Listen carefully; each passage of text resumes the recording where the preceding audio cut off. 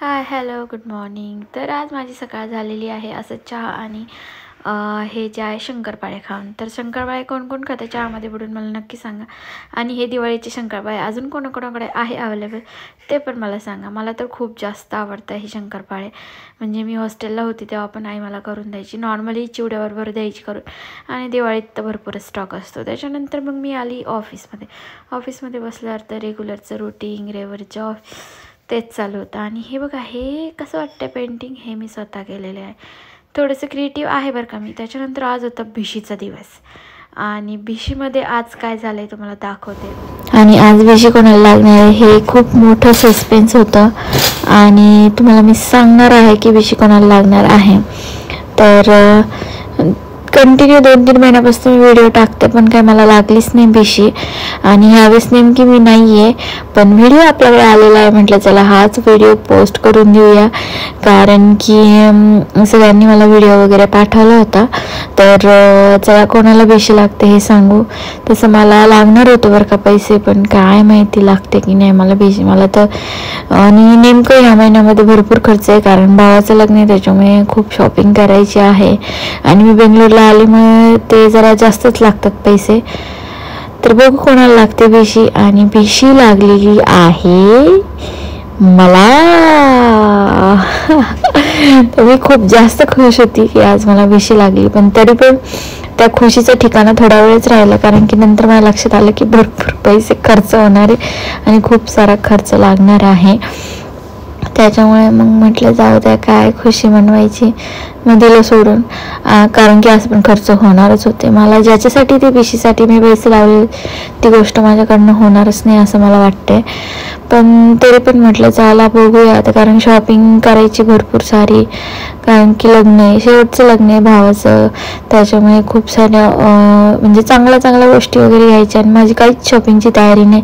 घरच्यांची सगळ्यांची शॉपिंग झाली. सगळ्यांनी ड्रेस वगैरे सगळ्यांनी घेतले आणि माझं सगळं तसंच बाकी. त्याच्यामुळे काय माहिती माझं कसं होणार आहे ते बघू. आता आपलं ऑफिसचं रुटीन चालू झालं तर ऑफिस झाल्यानंतर मग आता शनिवारावर आपल्याला सुट्टी राहते. शनिवारावर बघू काय करता येईल काय नाही.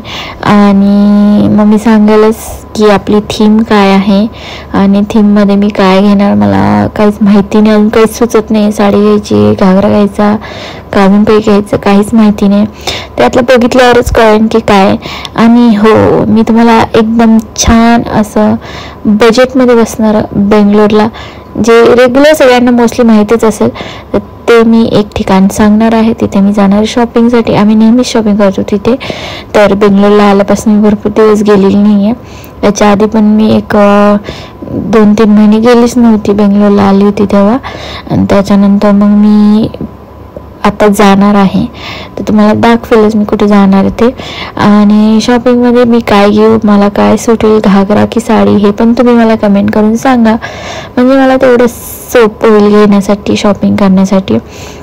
आणि त्यानंतर मग मी अशी घरी येऊन आवरत होती कारण की आज मला लेट झालं होतं. मी 8 वाजता ऑफिसवरून आली होती पण 2 दिवस आम्ही भातच खाल्ला. भात डाळ राईसच खात होतो कारण की मी सकाळी उठतच नव्हती. मनीषा होती त्याच्यामुळे तीच स्वयंपाक करत होती. मग मी काय उठतच आज एक गंमत झालेली आहे. मी गॅस चालू केलाय.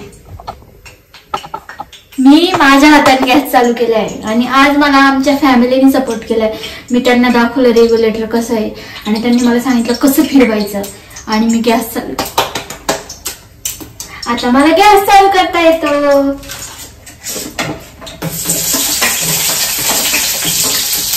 मला ना भीती वाटते गॅस चालू करायची. म्हणजे आपण कसं एखादं रेग्युलर काम करतो मग त्या कामाची सवय होऊन जाते.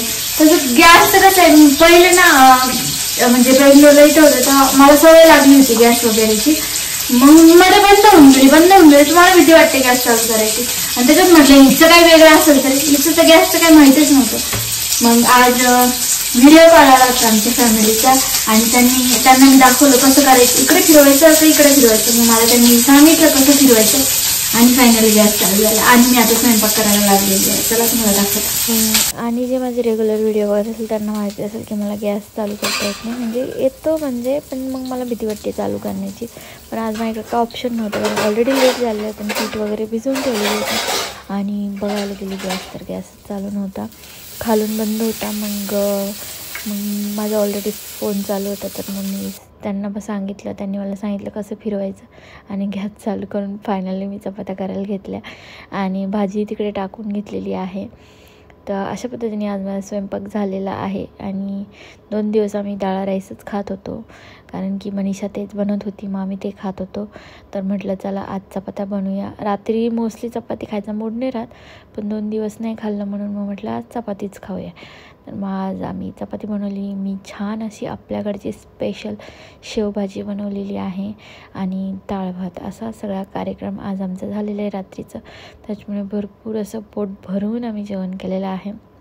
आता उद्या बघू काय बनवायचं, अजून तर काही ठरवलेलं नाही आहे, पण बघू. आणि आजचा दिवस असंच गेला माझा. मग ऑफिसमध्येच आणि घरी आल्यावरती हे स्वयंपाक वगैरे. हे बघा शेवभाजीसाठी मी बनवलेलं आहे, हे बघा शेवभाजी सगळं असं स्वयंपाक.